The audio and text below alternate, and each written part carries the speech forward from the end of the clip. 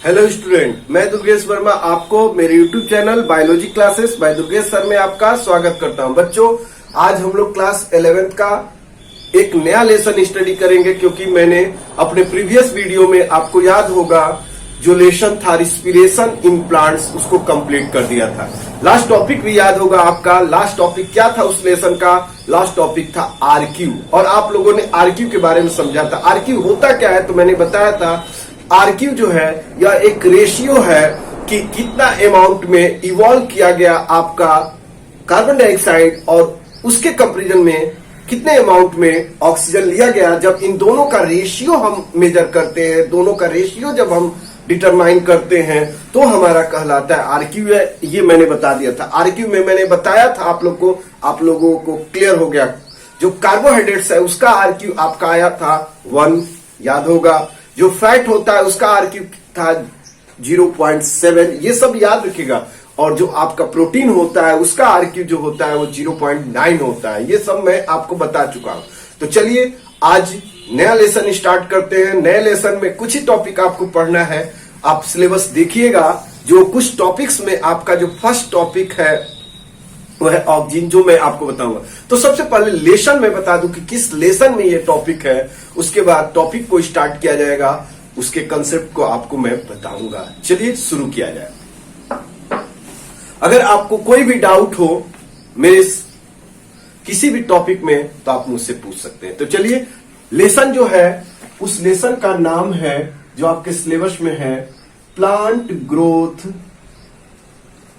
And development. Lesson का जो name है वो है plant growth and development. Plant के ग्रोथ और डेवलपमेंट के बारे में जानना है कि प्लांट के ग्रोथ के लिए और प्लांट के डिफरेंट पार्ट के डेवलप होने के लिए कौन से कंपोनेंट जिम्मेदार होते हैं। और आपको पता होना चाहिए कि प्लांट के ग्रोथ और डेवलपमेंट के लिए जो पार्ट जिम्मेदार होते हैं वो होते हैं हार्मोन्स। वो जिम्मेदार कौन होते हैं? हार्मोन्स। और उन्हीं हार्मोन्स के बारे में हम लोग को स्टडी आज करना है। जानेंगे कि प्लांट में कौन कौन से हार्मोन होते हैं जो ये करते हैं, ठीक ना। तो चलिए इस कंसेप्ट को हम लोग समझेंगे। प्लांट ग्रोथ हार्मोन को हम लोग को जानना है। तो प्लांट में जो हार्मोन होते हैं, प्लांट में जो हार्मोन होते हैं उनको हम एक और नाम से जानते हैं बच्चों। उसका नाम होता है फाइटो हार्मोन। याद रखिएगा, क्या नाम होता है? Phyto hormone. प्लांट के हार्मोन जो होते हैं उनको हम लोग फाइटो हार्मोन के नेम से भी जानते हैं। ये फाइटो हार्मोन क्या होते हैं इनके बारे में जानेंगे।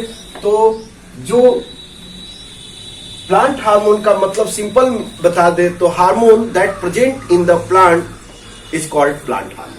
प्लांट में जो हार्मोन प्रेजेंट होते हैं उनको क्या नाम देते हैं? प्लांट हार्मोन नाम देते हैं। ये आप लोग तैयार रखिएगा, ठीक ना।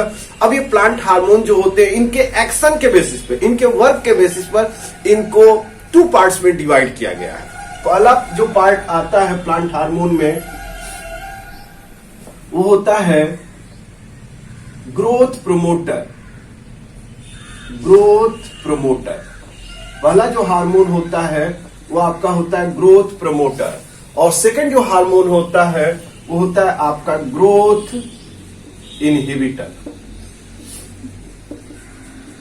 नाम से क्लियर हो रहा होगा। ग्रोथ प्रोमोटर मतलब इन हार्मोन्स के प्रेजेंट होने से प्लांट के पार्ट में ग्रोथ होगा। इन हार्मोन के प्रेजेंट होने से प्लांट के पार्ट्स का क्या होगा? ग्रोथ होगा। प्लांट में ग्रोथ होगा और इन हार्मोन के द्वारा प्लांट में ग्रोथ को रोका जाएगा, ग्रोथ को इनहिबिट किया जाएगा। इनहिबिट का मतलब होता है ग्रोथ को रोकना, ग्रोथ की रेट को कम करना। तो ये हार्मोन जो होते हैं ये ग्रोथ की रेट को कम करते हैं और ये हार्मोन जो होते हैं ग्रोथ की रेट को बढ़ाते हैं। तो ये दोनों जो हैं ये 2 टाइप के जो होते हैं प्लांट में हार्मोन होते हैं। आपके सिलेबस में जो दिया गया है उन हार्मोन के नाम भी हैं। फर्स्ट हार्मोन जो दिया गया है बच्चों वो है ऑक्सीजन, याद रखेंगे। सेकेंड जो हार्मोन है वो है जिबरेलिन। सेकेंड जो हार्मोन है वो है जिबरेलिन। थर्ड जो हार्मोन है साइटोकाइनिन। साइटोकाइनिन। और ये तीनों हार्मोन जो है ये ग्रोथ प्रोमोटर हार्मोन है। इसके बाद जो सेकंड जो कैटेगरी के हार्मोन्स हैं ग्रोथ इनहिबिटर उसमें आता है एब्सिसिक एसिड और दूसरा जो होगा वो होगा इथाइलिन।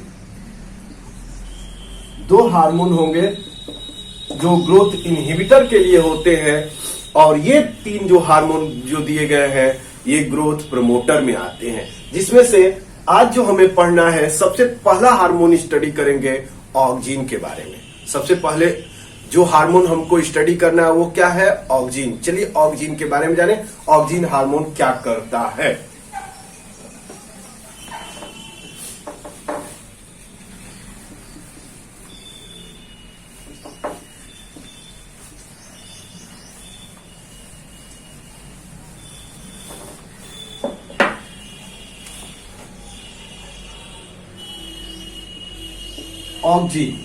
ऑक्जीन हार्मोन जो है ये किस कैटेगरी का हार्मोन है? अभी मैंने बताया है ग्रोथ प्रमोटर टाइप का हार्मोन है। और यह हार्मोन जो देखिए नाम से ही क्लियर है, ऑक्जीन एक्सिस पर पाया जाता है। ऑक्जीन एक्सिस पर पाया जाता है तो ये प्लांट में जहां से ग्रोथ होता है उस एक्सिस पर, जैसे रूट एक्सिस, शूट एक्सिस, ये जो रीजन होते हैं, अदर भी कुछ रीजन है, ऐसा नहीं कह सकते कि बस यहीं पर होते हैं, लेकिन मेनली जो इनका कंसंट्रेशन, इनकी अमाउंट जो मेनली जहां पर अधिक होती है वो प्लांट के दो रीजन है, एक है रूट एपेक्स और एक है शूट एपेक्स। और इसीलिए आप लोगों ने पढ़ा होगा जब टिश्यू पढ़ते थे तो आपको याद होगा टू टाइप्स के प्लांट टिश्यू बताए जाते थे, meristematic tissue and permanent tissue. Meristematic tissue में भी आपको बताया जाता था कि मेरिस्टेमेटिक टिश्यू जो होते हैं उनके सेल के पास डिवीजन की पावर होती है, जबकि परमानेंट टिश्यू जो होते हैं उनके सेल के पास डिवीजन की पावर नहीं होती है। सब आप लोगों ने पढ़ा होगा। तो मेरिस्टेमेटिक टिश्यू टिप पर होते थे और टिप पर ग्रोथ के लिए हार्मोन जिम्मेदार होते हैं, ग्रोथ के लिए हार्मोन्स होते हैं। वो हार्मोन कौन होते हैं? ऑक्जीन। तो ऑक्जीन हार्मोन जो होता है एपेक्स पर पाया जाता है। कहां पर? कौन से एपेक्स पे? अभी मैंने आपको बताया था root apex and shoot apex. और ये किसके लिए रिस्पॉन्सिबल होता है? ग्रोथ के लिए, ठीक ना। ये सभी आप लोग को याद रखना है, ठीक ना। अब ये ऑक्जीन जो होता है इसके अनदर नेम भी दिया गया है आपके बुक में, आप याद रखेंगे IAA। IAA जिसको बोलते हैं इंडोल एसिटिक एसिड। तो ऑक्जीन का अनदर नेम, ये आपके बोर्ड एग्जाम में अक्सर पूछता है, ऑक्जीन का अनदर नेम क्या होगा? तो आप बताएंगे ऑक्जीन का अनदर नेम होता है इंडोल एसिटिक एसिड, जिसको शॉर्ट फॉर्म हमारा क्या है? IAA, ठीक ना। इसके बाद दूसरा जो है वो है आपका IBA। IBA आपके बुक में मेंशन किया गया है। IBA जो है इंडोल ब्यूटायरिक एसिड। IBA जो है उसको क्या नाम देंगे? Indole butyric acid. ये आप लोग तैयार रखेंगे। इसके बाद एक और है नेप्थिलीन, नाम से दिया है आपके बुक में, देख लीजिएगा। यह जो है ये दोनों जो हार्मोन है ये नेचुरल है और नेप्थिलीन नाम का जो है वो आपका आर्टिफिशियल टाइप का है, तो ये भी तैयार रखेगा। तो ऑक्जीन हार्मोन आपको क्लियर हो गया। ऑक्जीन एक प्लांट हार्मोन है, यह प्लांट के एक्सिस पर पाया जाता है और यह इसका जो केमिकल फॉर्म है उसका नाम दिया गया है IAA इंडोल एसिटिक एसिड और दूसरा जो है IBA इंडोल ब्यूटायरिक एसिड। और इसके बाद मैंने बताया अभी नेप्थिलीन, और नेप्थिलीन किस टाइप का है? तो आर्टिफिशियल, मतलब ये नेचुरली